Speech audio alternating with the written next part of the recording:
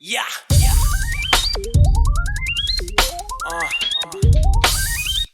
Hey yo, man, it's your time.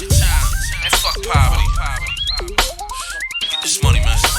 The fuck you gotta do, you know what I'm saying? What's up, everybody? Welcome to the Phil and Leroy the Judgmental Podcast. What's up, everybody? It's your boy Phil. And I'm Leroy. So, a couple of weeks ago, there was a shooting in Norristown. Norristown is here in Pennsylvania. Is that that's Montgomery County, right? Yes. It was a shooting where it was this guy on the street and he got robbed and shot. I looked at that news report and I said, something is going on there. Something ain't right. And lo and behold, I was right. So here's a report where his girlfriend is the one that set up the whole thing. Here's the report.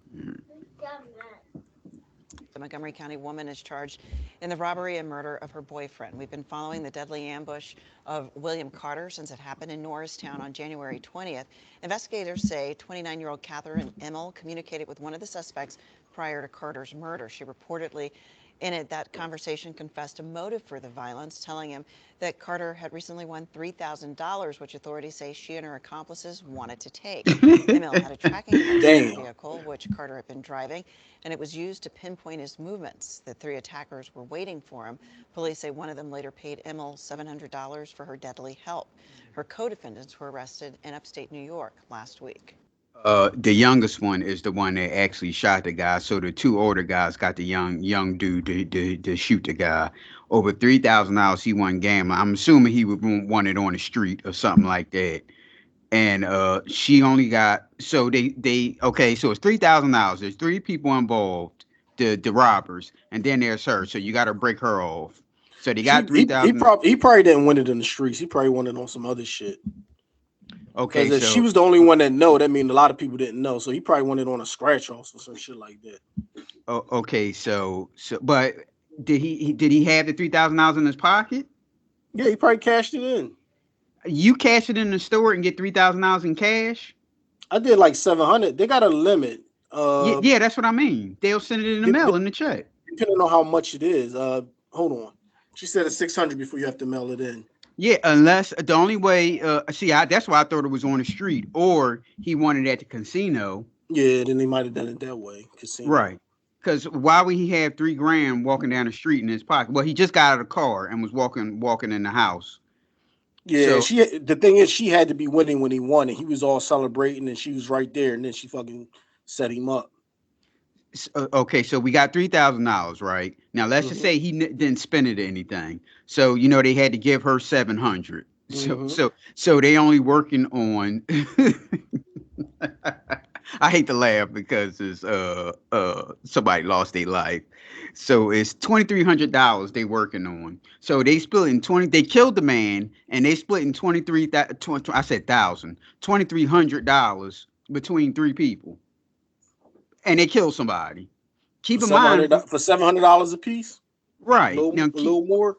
Now keep in mind when you want to run like that, people don't understand when you do a crime and you want to run, you have to have some money on you because you got to have a place to stay, you got to eat, and if you stand with somebody, you got to break them off so they won't tell that you was there. So you like in a lose-lose situation for $700. You have got to be kidding. It is. And well, the police tracked them down through cell phones and all that stuff. They knew she was she was involved because she was talking to one of the guys on the phone or whatever, and they met somewhere on Broad Street. They met someone on Broad Street to do the money exchange. So the police knew that both of them, their cell phones was in the area and all that stuff. Smarten up when you do crimes, ladies and gentlemen. Well, what they probably did was try to track down who was the last person seen with him, and it probably was her. Mm-hmm. And then first 48 all over again. As soon as you're going to jail unless you give us something. You're going to jail for life. You know what I mean? For the murder. And she said, all right, well, here. You know what I mean? Yeah, she placed a GPS device in his trunk. So they say through cell phone records, police discovered that email had communicated with Allen multiple times before Carter's robbery and killing. She allegedly told Allen that the victim has recently won $3,000 by gambling. Then she provided the suspects with Carter's location, the GPS location.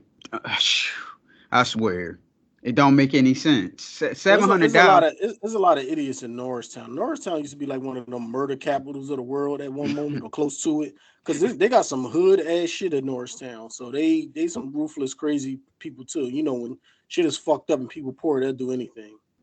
$700 ain't even enough to pay people's rent. Like what the hell? It was a joke. Mm-hmm.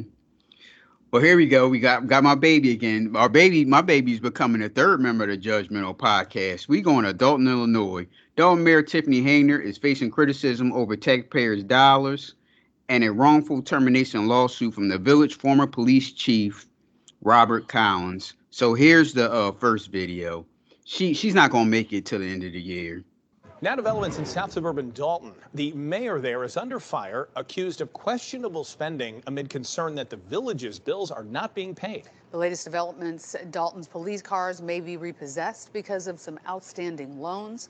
Political reporter Marianne Ahern here now with the very latest for us. Marianne. Alex and Marianne, good afternoon. Yes, Mayor Tiffany Henyard, she has dismissed the questions for months now on how she has spent taxpayer dollars. But adding to the city's troubles, the former police chief is suing the village, saying he was wrongfully terminated. I am your leader. At the most recent... Did she fire him? I seriously doubt it. Did she walk over to him and say, "You fired"?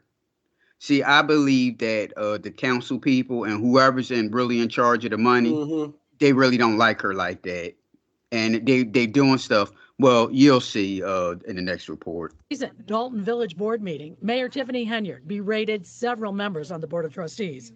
It's been a months-long battle with various news agencies exposing how Henyard has spent thousands on travel and restaurants while the city's bills are not paid. I have done a waterman job for city of Dolton. It's been over 4 months and I haven't got paid. He's not. That's her fault. 4 months and you ain't get paid. But that's her fault. She the one that's supposed to write you the check. Nope. Not the only one. Now there's concern 6 police cars will be repossessed because the city loans have not been paid. Another 6 cars from the Public Works Department have overdue loans too. Jason Howes is a village trustee. I've received no less than 10 messages from different vendors every time. He pocketing money. Yep. He the one with all the bread in his hands. He the one pocketing the money. Or they holding it like, look, I can't stand her. We'll just delay payment so it'll get out that they about to repossess these vehicles and that all the heat will be all on her. Mayor's office, and it goes on. It really falls on deaf ears. Other trustees are worried as well about Dolton's finances. We don't even know how much money is in the bank account at the moment. When the last time they shared the information, a few months ago, we were $7 million in debt. It is on the back of the mayor. We are the legislative body. She wants us to do our job because she's saying we don't never do our job. Our job is to make sure that the finances is in order, and she's not allowing us to do our job. The town has paid for billboards to promote the mayor, who actually holds 2 political posts, making close to $300,000 a year. She's also the Thornton Township supervisor. The town has hired a public relations firm to handle questions during this crisis. Public relations will get paid. A trip to first-class flights to New York and to Las Vegas get paid. Okay, who okayed this? Did she just go into the account and say, "Hey, look, we going to..." Okay. She say what she need and they send it to her. Because that's a crime if she would do that, correct? She wouldn't have access to it. It's somebody, like, he's the one with the access, so he got to send that money where it need to go. Right. So she said that I'm going to Las Vegas, and somebody had to okay it, which is the man you talking about, right? Yeah. But some kind of way, this is her fault. See, that's why I said they don't like her, and they saying like, "Look, we going to act like not paying and all that stuff." The man did the water job, and he hasn't been paid in 4 months. We going to delay payment just so she can get in trouble. They have somebody in mind that they want to replace her with. This Dolton County is a shit show, and everybody need to be fired from the top to the bottom. But when it comes to things that the town really needs, we're left in the dark and getting people calling and getting no response. We, of course, reached out to the Dolton Mayor's team. They asked us to send them our questions ahead of time. They have not replied. Published reports say the Attorney General has ordered the mayor to release her spending records. We are waiting and, of course, asked for those as well. Marion? Now, the second report is they're going more in depth about them not paying the loan for the bank, and the bank is ready to possess the police vehicles. Here's the report. More financial turmoil in South Suburban Dolton after a bank says the village failed to make a massive payment. Yeah, the threat now, tow trucks could be arriving soon to repossess some village vehicles. And WGN's Courtney Spinelli is joining us live from Dolton with the latest. Courtney? Miss Spinelli sounds like a high school teacher name. Micah and Ray, some of those vehicles being threatened with repossession include Village of Dolton police cruisers and accessories that the village financed back in 2019, much like the one right behind me. Tonight, some Village of Dolton trustees and their legislative council are calling for answers and accountability. There's no accountability. In yet another shock to Village of Dolton trustees, a letter falling on their desks dated February 14th. Representatives from Kansas State Bank threatening to repossess. Okay, now you see the letter here. Now, do you think the mayor got this letter? Like they specifically just sent it to her? No, somebody opened it. Whoever in the the courthouse, whoever they the ones that open the mail and distribute it and do whatever. Right. 13 village vehicles, saying more than $76,000 is overdue and climbing. The Board of Trustees approved payment in May of 2023. But where? Okay, so if you approved the payment, damn near almost close to being a year ago, where's the money at? Why haven't them people been paid? So how is this the mayor's fault? It sounded like she approved it and they didn't put the money to go that direction. Right. That loan payment went that was due 9 months ago is anyone's guess. Lawyers for the bank now warning the village, pay up or be ready for repossession agents to take the vehicles, which includes 6 police cruisers. Well, the consequences initially are life-threatening. A fear for public safety if means to respond to calls and emergencies is hindered. 7 other vehicles also facing repossession include 6 public works cars. She can blame whoever she wants, but the board did their job back in May and authorized payment. She's blocking payment. Legislative counsel. Why she's blocking payment? There's got to be some type of reason. So for the board. Like you said, this whole thing is a mess, and everybody needs to go from the top person all the way down to the lowest person. Need to let go, and they need to bring somebody else in. Trustees. Because, well, like I say, I don't think she's going to make it till the end of the year. Odelson is talking about Dolton's self-proclaimed super mayor, Tiffany Henyard. None of them do the things that we do here. As unpaid bills by the village have come to light, WGN Investigates has uncovered exorbitant spending on lavish trips and experiences by Henyard and her allies, including a trip to Vegas that cost more than $12,000 the same month the loan payment was due. I have never, ever seen the abuse that this mayor is laying on the feet of her citizens, ever. Village of Dolton trustees going head-to-head with Henyard at meetings, calling for transparency so residents know where taxpayer dollars are going. We need receipts to understand what's going on. They're in charge of overseeing finances, but say the mayor has restricted them from access to those, leaving them mostly in the dark. On top of that, several trustees telling WGN Thursday they're now hearing from vendors that say they were hired for work and never paid, more expenses the board was not aware of. They have no idea what she's doing with the money. And no clear answer whether agents will start taking village. How was she in charge of the whole account? I'm confused. Because she's not. I'm gonna tell you what's going on. Because she's spending a lot of money lavishly. That somebody's okaying for her to get. There's other people on the back end doing the same shit, but she's going to catch heat of it. So they're trying to make, hey, she going down anyway. We just going to blame her for everything like that. Right. She's not the one that's releasing the funds. That guy is, because he's in charge of it. You know what I mean?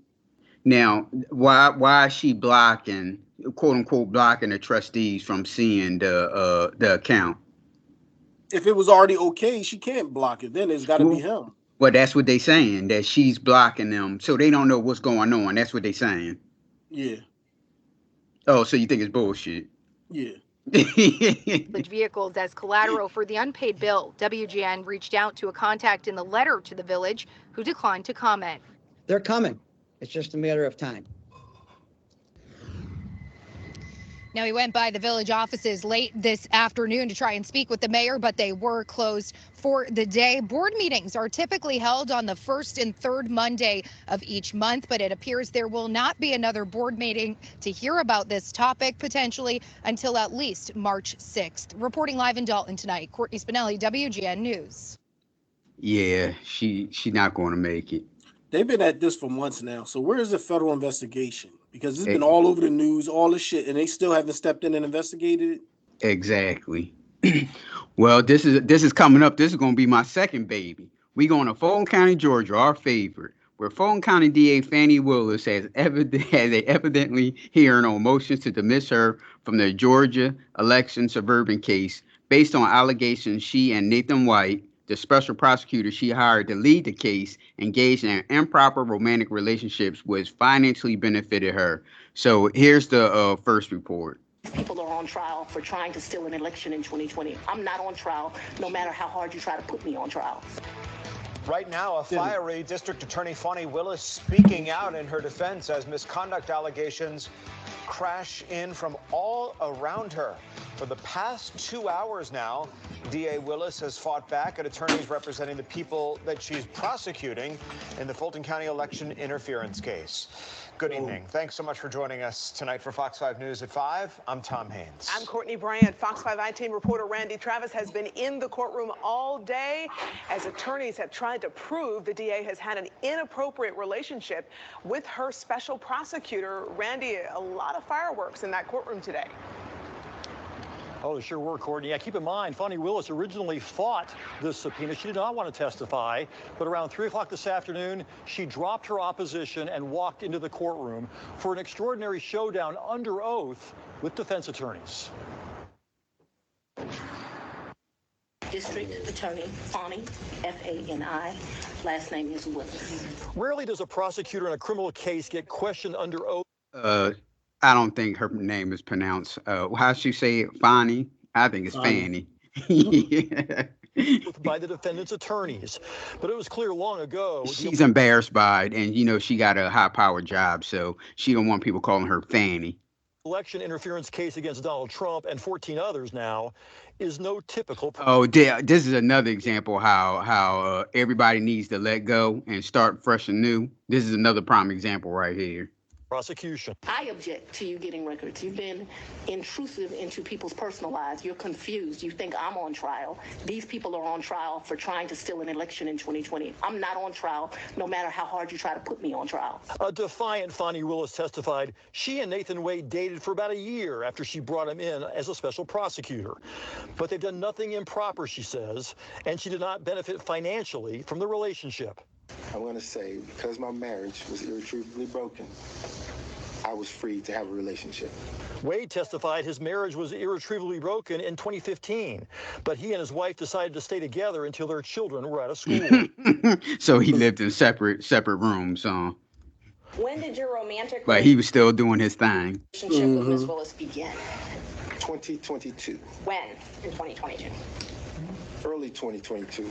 That would have been after he was hired by Willis to manage the racketeering case against Donald Trump and others. Wade said the two didn't travel together before then, and they roughly split vacation expenses, with Willis paying him back in cash. You don't have a single... That don't even sound right. So let me see if they get into it. If not, I'll see. Solitary deposit slip to corroborate or support any of your allegations that you were paid by Mrs. Willis in cash, do you? No, sir. Not a single solitary one. Not a one. Willis confirms she reimbursed Wade in cash, explaining her father always advised her to keep 6 months cash on hand since she's a single woman. I don't know why this old black man feels like that, but he does. When we were growing up, my daddy had 3 safes in the house. So my father's bought me a lockbox, and I always keep cash in the house.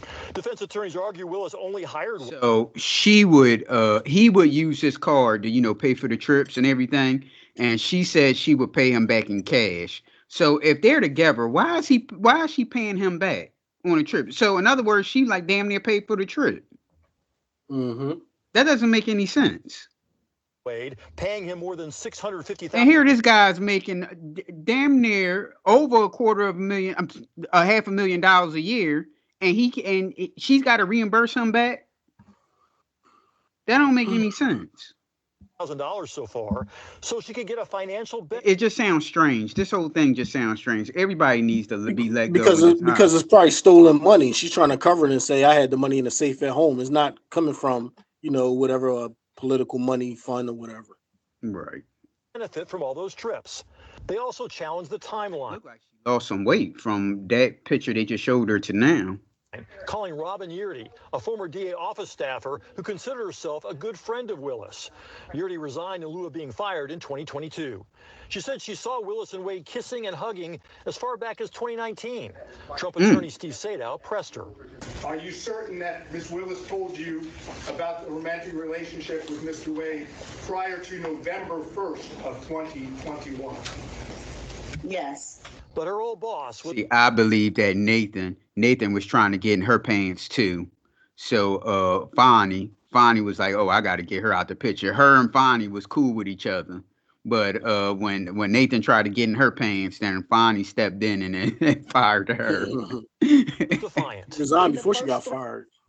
3 months of 2021 when I could still enjoy my home. Mr. Wade never came to South Fulton, and it is certainly a lie that he lived with me. He didn't live with her, but he stayed over there a lot. Because he having problems in his marriage or whatever. They probably living in separate rooms or whatever, and he probably just stayed over there while they was going through his divorce. Come on now. Of course he didn't live there, but he stayed over there a lot.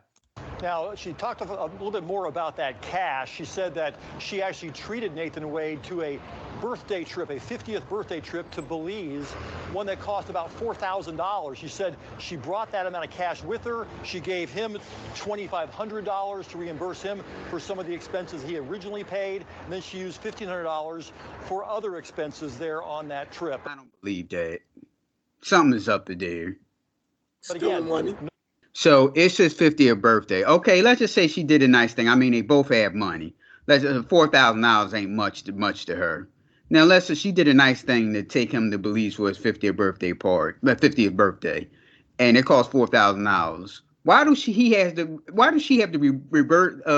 reverse him money back? Okay, he spent a little money, had a little money in his pocket or whatever. Why she got to give him money back? That don't sound right to me. No one has any receipts to back that up. She is continuing to testify right now.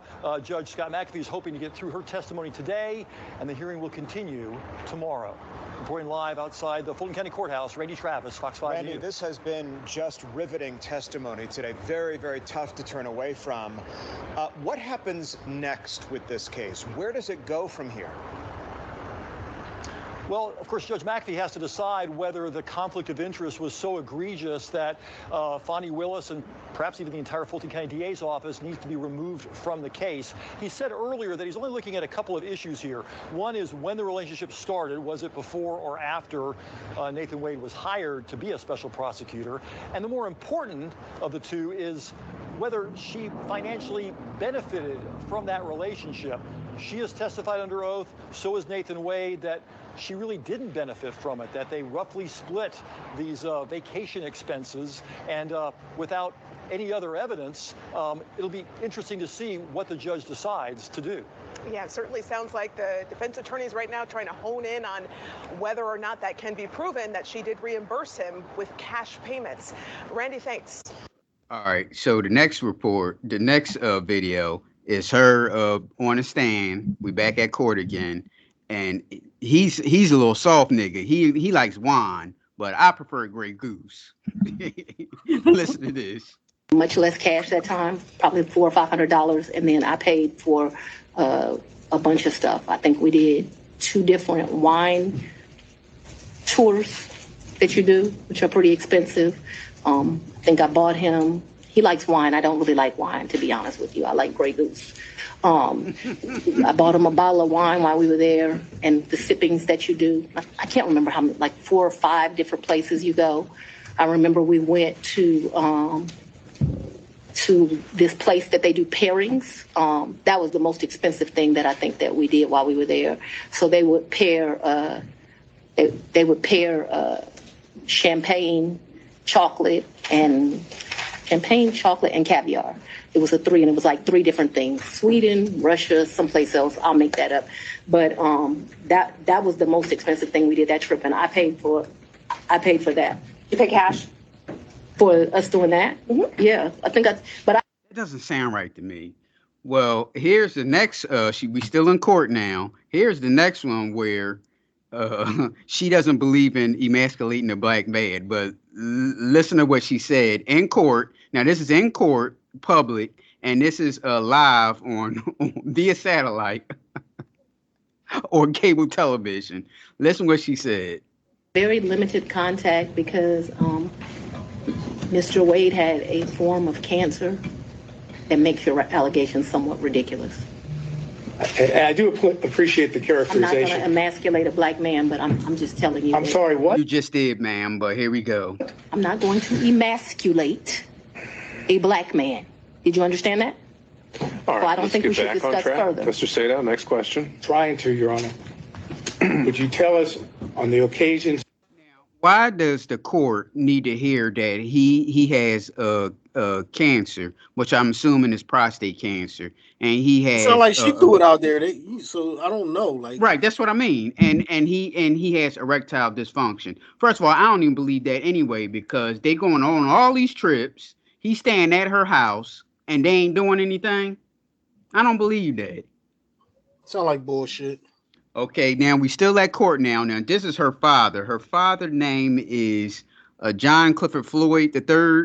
He's a lawyer also, and he was a Black Panther member back in the day. Now listen to what the prosecutor asked him. When did you learn that your daughter had a romantic personal relationship with Mr. Wade? Well, about 7 weeks ago, when it, as a matter of fact,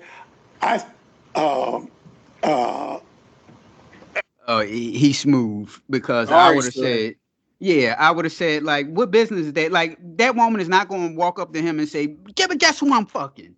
Man, he tearing my ass up. Come on now. A parent ain't going to know anything like that. What she doing in her private life? I just found out when other folks found out. Okay. That is, your daughter, as I understand it, never told you one time in the year of 2022 that she was dating Mr. Wade, correct? That's correct. Why do I need to hear what my daughter is doing? That's stupid. Until recently, you didn't know from anyone, including your daughter, that she dated Mr. Wade, correct? That's correct. That is, whatever the relationship is between father and daughter, she kept that a secret from you, correct? Correct. It's not a secret. That's her business. That don't have anything to do with him. Boy, I'd have been livid if I was him, but he stayed strong. Shout out to him. Shout out to Mr. Floyd III. I would have been livid. Like, when the hell, like, she gonna walk in, Dad, give a guess who I'm fucking? Who? I'm fucking Nathan. What, for real? So what y'all doing? Oh man, we just laying up. Oh, you know he has ED, so you know we have to, like, sometimes he's hot and sometimes he's not. Oh my goodness. Now at the time when she's telling her father this, he's already laying on the ground about to suffer a stroke because no father won't hear anything like that. That don't make no sense. Oh man, I'd have been pissed. All right, so we go to New York, where feds make dozens of bribery arrests related to New York City public housing contracts. Boy, everybody got a scheme with them. Here's the report. Dozens of city employees arrested in a massive bribery investigation. NYCHA workers accused of taking millions of dollars from contractors in exchange for awarding projects. Good evening, I'm Dick Brennan. And I'm Dana Tyler. The bribery case involves 70 current and former NYCHA employees.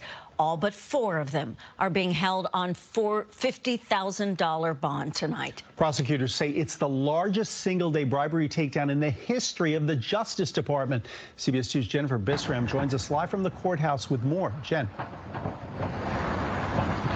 Hi, Dick and Dana. 70 NYCHA employees, both former and current, were arrested and charged with extortion and bribery today. Officials say that they collected over $2 million in bribery money. Now, 66 of the 70 were arraigned here at federal court today, and each of them were released on a $50,000 bond, but had to hand over their passports.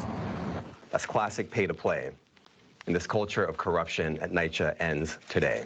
It was a 70-person takedown by the feds. Officials say all NYCHA superintendents and assistant superintendents. The 70 defendants charged today allegedly used their jobs at NYCHA to line their own pockets. 66 of Now, who the first person they told? the 70 were arrested Motherfucker Tuesday that morning came up short. Yep.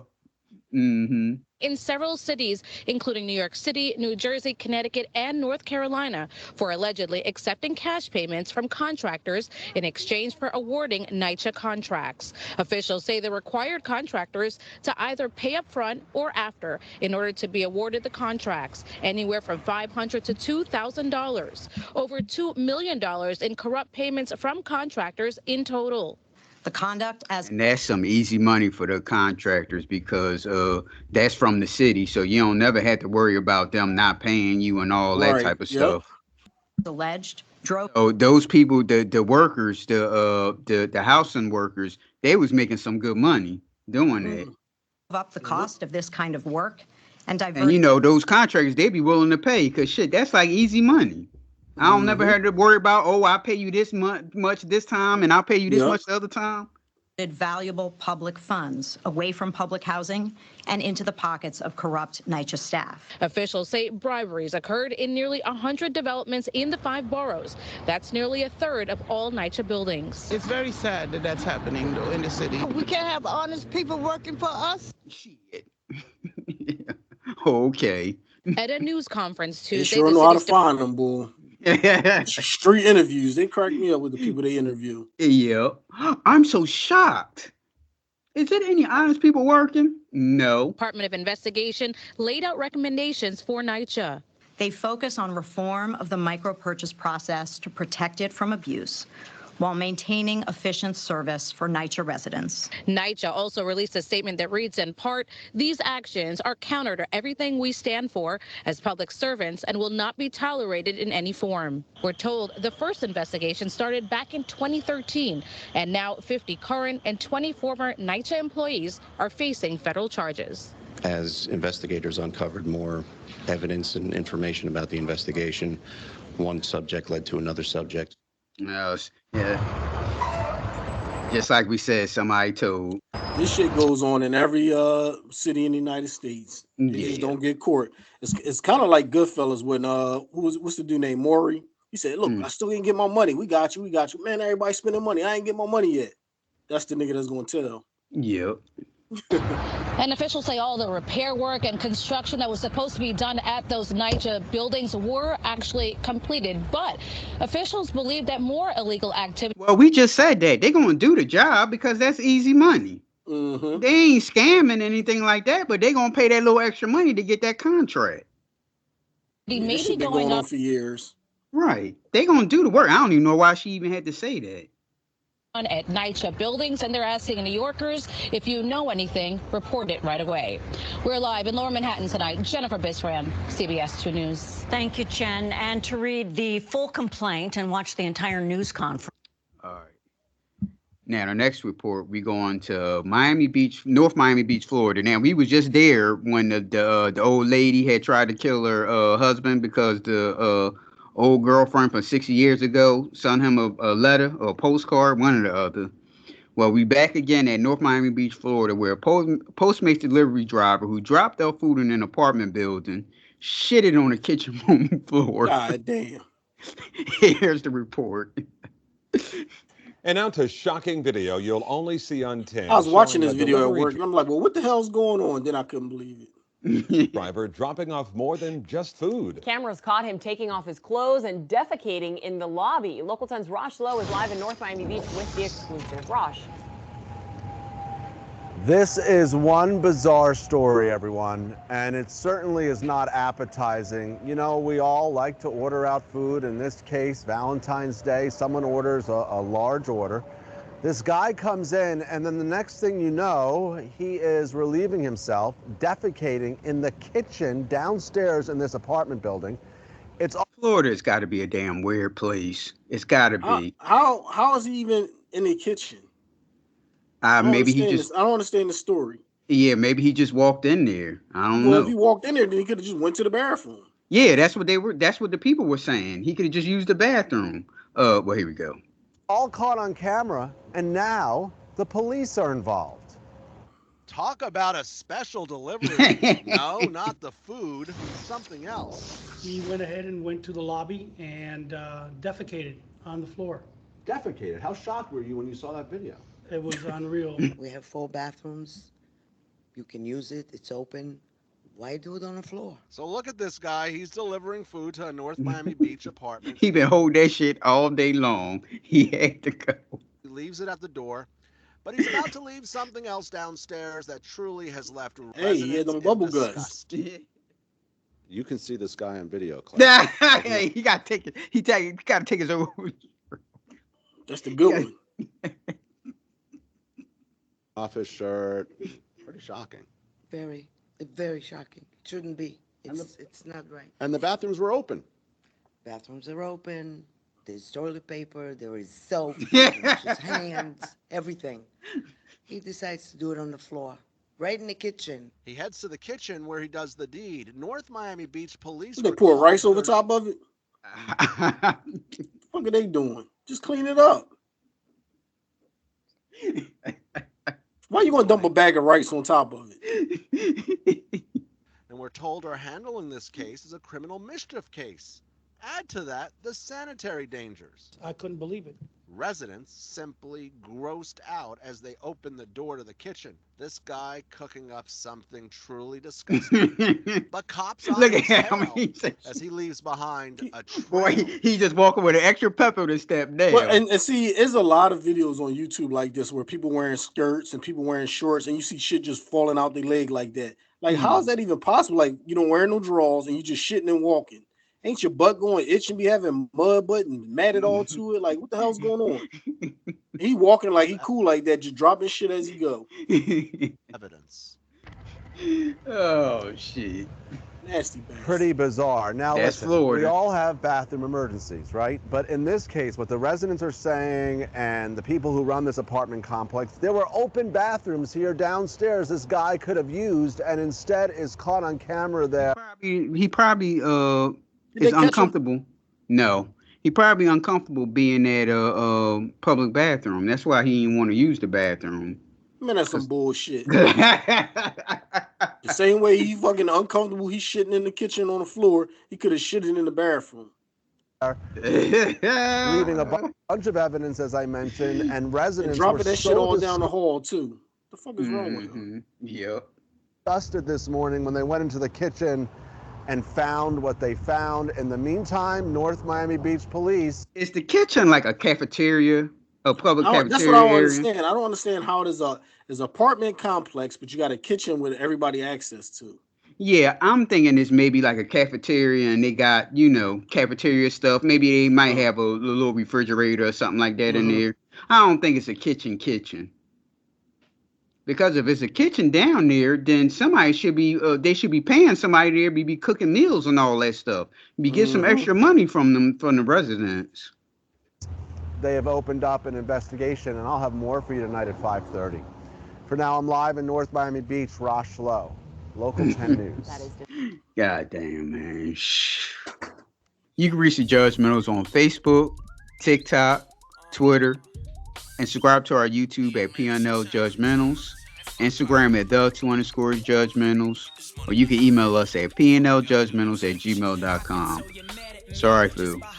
All right, y'all. You can check the status on my level, not my Facebook. Comments on my photos, that's why I stay on the low. Most of y'all is associates, so I be on my dolo. Hold up, woke that, whoa, hold the phone. You think all I do is rap? I can do it on my own. That's why I produce the track. Don't wonder where my crew is at. They'll be back. Niggas see me walking on the block.